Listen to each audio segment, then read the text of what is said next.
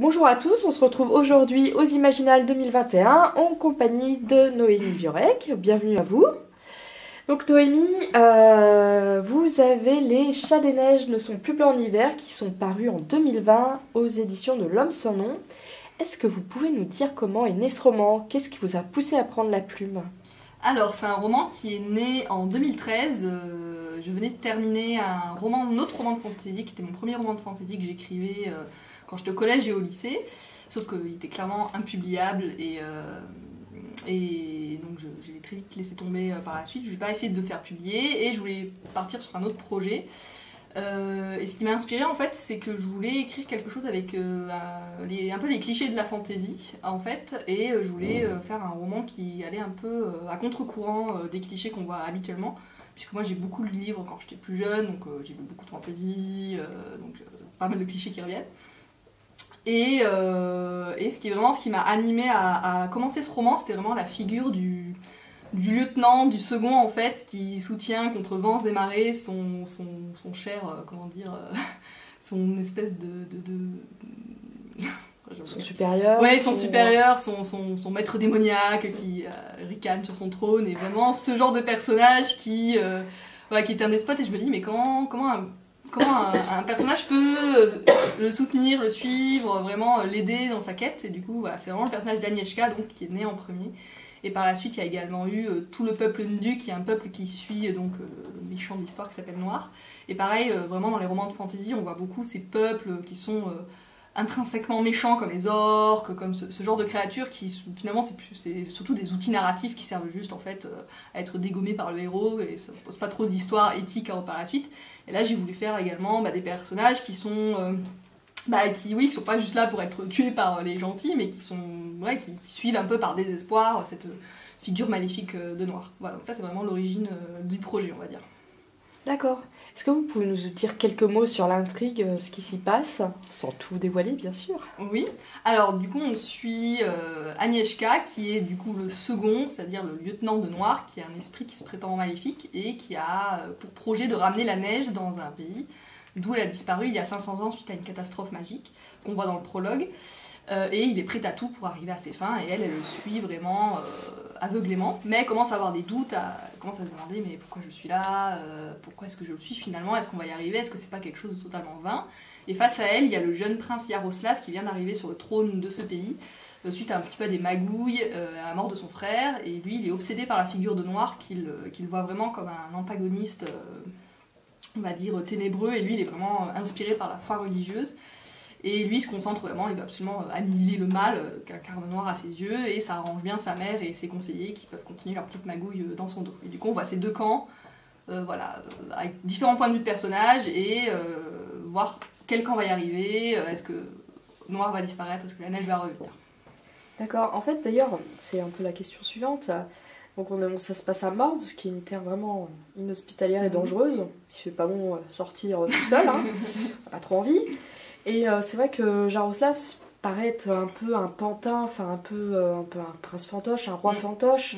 C'est vrai que pourquoi choisir un personnage qui paraît aussi, on va dire, faible et dérisoire par rapport à Agnieszka et Noir, qui ont l'air d'être vraiment plein de puissance. Pourquoi pas choisir un guerrier ou une guerrière, un pro-chevalier pour se battre contre ces forces des ténèbres? C'est un peu bizarre de mettre un enfant un peu faible, entre guillemets. Alors, le pro-chevalier, justement, il y en a un dans l'histoire, c'est Tomislav, donc c'est lui aussi le plus proche allié de Yaroslav, et qui lui aussi s'idéalise en tant que chevalier. Lui, il est vraiment aussi sur... il se pense un peu comme une espèce d'élu, comme un chevalier, dont, pareil, le destin est de se battre contre Agnieszka. Et pourquoi un personnage d'enfant Eh bien, je ne sais pas. Ouais, en fait, les deux parcours de Agnieszka et de Yaroslav sont vraiment parallèles. En fait, c'est deux personnages qui sont vraiment des victimes, on va dire, de plein de choses. Donc, je ne vais pas trop développer pour pas spoiler, mais c'est deux personnages qui sont manipulés, en fait. Mais c'est des formes de manipulation très différentes. Et au final, tous les deux, ils sont vraiment victimes de leur histoire, mais aussi un peu d'eux-mêmes, de ce qu'ils sont, de ce qu'ils sont devenus à cause des autres, et aussi à cause de la société, d'eux-mêmes. Et vraiment, ils ont pour moi des destins en parallèle. De toute façon, dans ce roman, il y a beaucoup de enfin, en tout cas j'ai fait comme ça beaucoup de destins en parallèle. Par exemple la mère de Yaroslav, Honorata aussi, c'est un peu un parallèle à Agnieszka.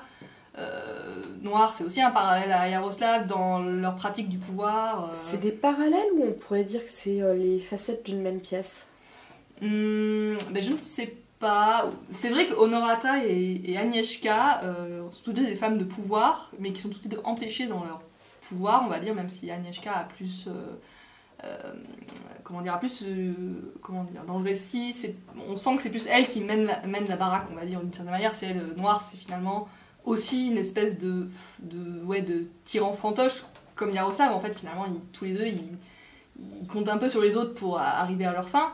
Et c'est vrai que Honorata et Agnieszka, qui ne se croisent jamais en plus dans le récit, désolé, c'est un petit spoil, mais du coup, c'est vrai que oui, elles ont un peu cette même facette, toutes les deux victimes de la société, parce que c'est vrai qu'une des thématiques du roman, enfin en tout cas j'espère, c'est aussi le féminisme, et c'est vrai que toutes les deux sont victimes d'une certaine manière d'une société ultra sexiste. Et Honorata, c'est vrai qu'en tant que reine, elle devrait être appelée au pouvoir, c'est elle la mieux placée pour gouverner, mais rien que par sa condition de femme, et je crois pas le dire une seule fois dans le récit, mais on comprend, c'est qu'en fait, elle est une femme, donc en fait elle est juste la mère de Yaroslav, elle a été la mère du roi précédent qui est mort aussi jeune. Et du coup, elle est un peu condamnée à être dans l'ombre, comme aussi Agnieszka. Voilà. D'accord. Et là, vous parlez d'un thème que vous vouliez aborder finalement, donc le féminisme. Comment est-ce que vous souhaitiez l'aborder? Est-ce qu'il y a d'autres thèmes qui vous tenaient à cœur que vous avez abordés dans ce roman? Alors, il y en a un, mais je ne peux pas le dire parce que ce serait spoiler complètement la truc. Donc j'espère qu'il apparaîtra. Alors, je sais que c'est un thème où les gens me l'évoquent souvent, c'est tout ce qui est lié à l'écologie finalement et à la nature. Alors, c'est vrai que c'est très central dans le récit, mais je voulais pas faire quelque chose de très naïf.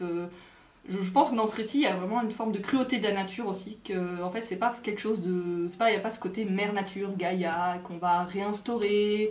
Parce que finalement, des alliés, d'autres. Donc il y a les Ndus qui sont des alliés de Noir, mais il y a également les sorcières. Et les sorcières, elles aussi, elles veulent ramener l'hiver. Et finalement, elles sont prêtes à faire des choses assez cruelles. Et c'est vrai qu'elles incarnent quand même. Elles rappellent que la nature, c'est pas quelque chose de gentil, avec des petites fleurs. C'est quand même une force fondamentale qui n'a pas besoin des hommes pour être là. Et voilà. Et pour ce qui est du thème du féminisme, effectivement, pour moi, ça a été assez évident finalement. En fait, ça fait écho à je dirais pas une période de ma vie, mais à une prise de conscience. Parce que j'ai quand même écrit en 2013, donc bon, ça fait presque 10 ans, parce que voilà, mais quand même presque. Et c'est vrai qu'on se rend compte quand on grandit. J'ai commencé à l'écrire à la fin du lycée. C'est vrai qu'on commence à se rendre compte que finalement la société n'est pas telle qu'on nous l'a dit, elle n'est pas si égalitariste que ça. Et c'est vrai qu'il y a un peu une forme de colère, de rage qui est derrière Agnieszka, et que je pense qu'il transparaît dans le récit. Donc il y a cette colère fondamentale d'Agnieszka, mais que même, je pense qu'elle-même, Agnieszka, n'arrive pas à forcément exprimer en ces termes, mais je pense que c'est sous-jacent chez elle. Et également, il y a, comme je l'ai dit tout à l'heure, tout le sexisme autour de la position d'Honorata qui l'empêche, alors que c'est la mieux placée pour gouverner, de gouverner, et l'objet de comploter, de faire des choses assez inimaginables pour maintenir le royaume tel qu'il est, à flot.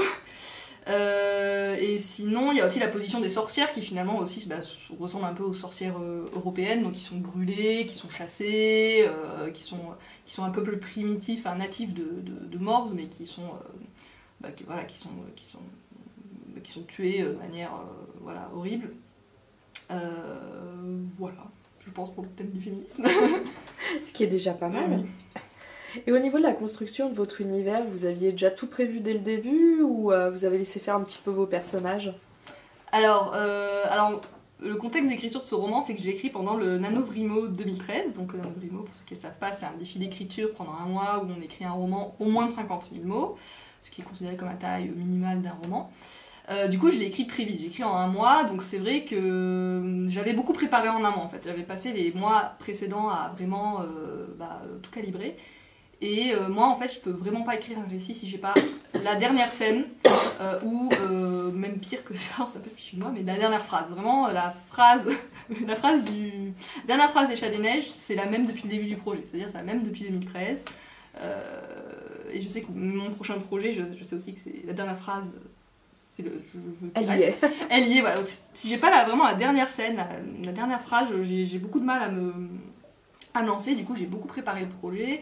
Vu que c'est un roman de fantasy, je dirais assez attendu sur l'univers, donc j'ai préparé l'univers, éventuellement les langues parlées, les peuples, légèrement l'histoire, etc. Même si j'ai pas non plus énormément creusé, parce que moi je suis pas du tout une bâtisseuse d'univers. Alors je sais qu'on m'a souvent dit que c'était plutôt réussi, mais c'est vrai qu'à mon sens, moi je me concentre plus sur les personnages.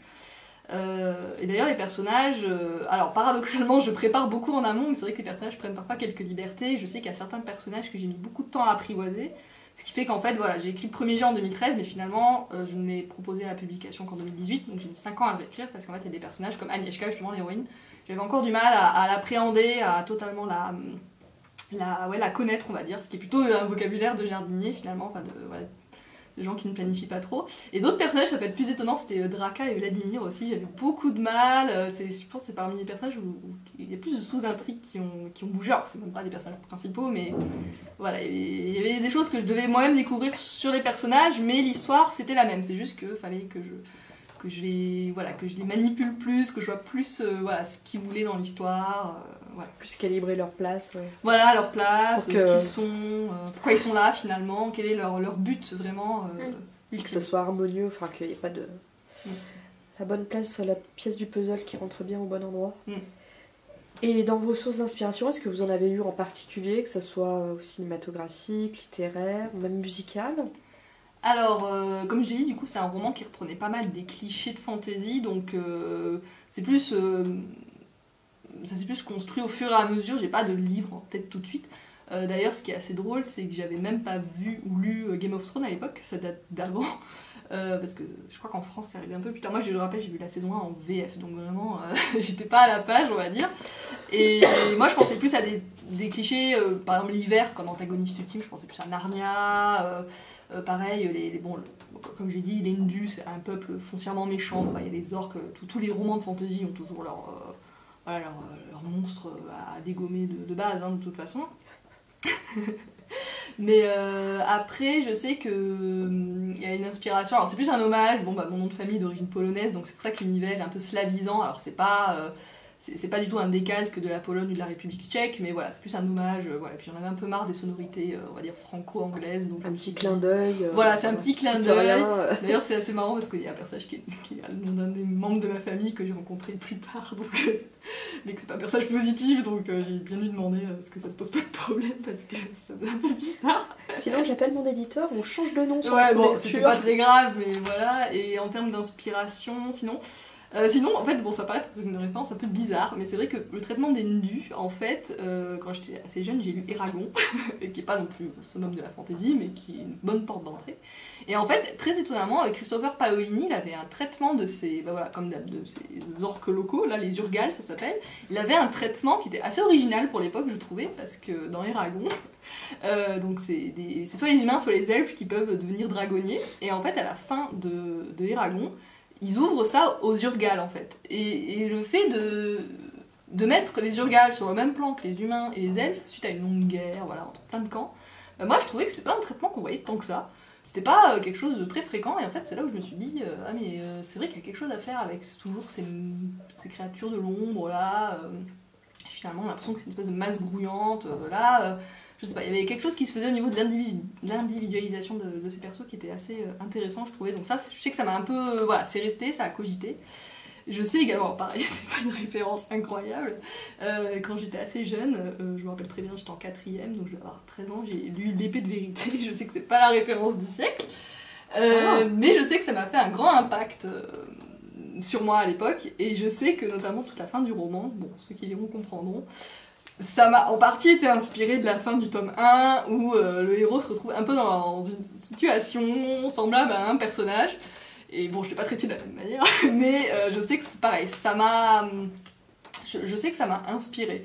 Voilà, après par contre, qu'on soit clair, ce roman n'a rien à voir avec l'épée de vérité et Eragon en termes d'ambiance, en termes de maturité ou de personnages, mais je sais que c'est des références inconscientes.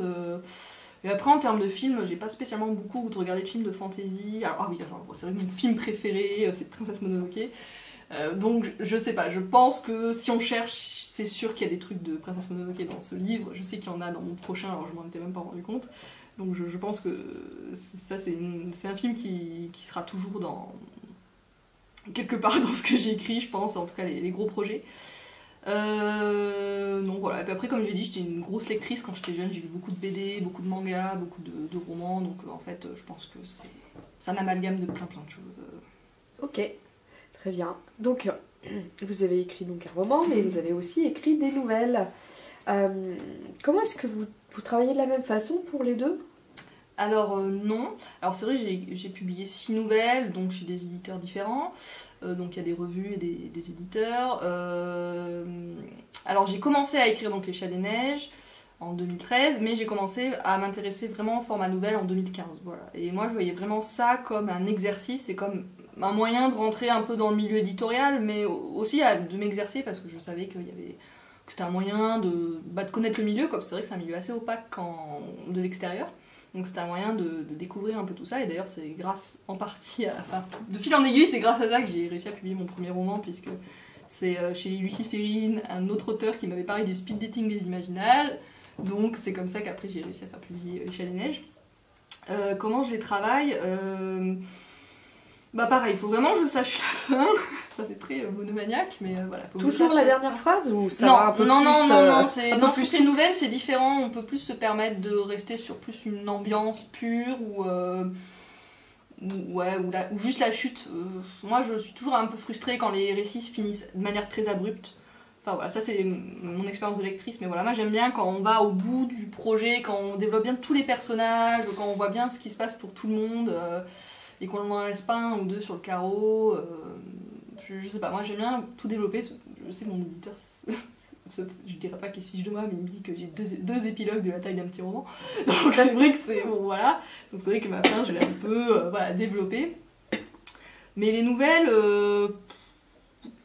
Je ne saurais dire, là ça fait un petit moment que j'en ai pas écrit, mais voilà, j'ai besoin de faire un plan et puis après j'attaque. En fait souvent je fais beaucoup de versions, souvent je fais au moins 3 versions de la même nouvelle, le temps d'avoir un premier jet, de réécrire, de corriger certains points, changer le point de vue, changer le temps si jamais je suis pas satisfaite. Et après ça part en bêta lecture ou non, ça dépend, voilà. Ok. Et maintenant alors, après Les Chats des Neiges, après les nouvelles, vous avez des projets en cours à venir? Alors là, sur les Imaginales, mais qui va sortir là au courant du mois d'octobre, j'ai une novella qui s'appelle Lever de soleil chez Ibi Édition, donc ça s'écrit YBY. Donc c'est une novella queer entre cyberpunk et mythologie égyptienne, donc c'est un mélange un peu original. C'est le nom, c'est Lever de soleil. D'accord. Voilà. Et voilà, donc ça vient de sortir, donc je suis très contente. Ça parle en 2071, la découverte d'un mystérieux sarcophage dans le désert égyptien et d'une multinationale qui essaie un peu de cacher ce qui se passe. Et du coup, il y a une jeune femme qui s'appelle Isia qui est très paranoïaque, qui se met en tête qu'il y a un complot. Et voilà, du coup, de fil en aiguille, il y a des révélations. Et après, là, je suis en train de travailler donc, sur un diptyque de fantasy contemporaine, donc qui se passerait dans les années 90 d'un pays qui ressemble beaucoup à la Finlande, mais dans un monde où la magie existe, et où il y a des moutons magiciens, voilà, notamment. Des moutons magiciens? Oui, d'accord. C'est différent des moutons magiques, attention, ça n'a rien à voir. Eux, ils font vraiment la magie de manière consciente. Voilà, donc je travaille là-dessus. Alors dit comme ça a l'air mignon, mais en fait ce roman n'est pas du tout mignon non plus.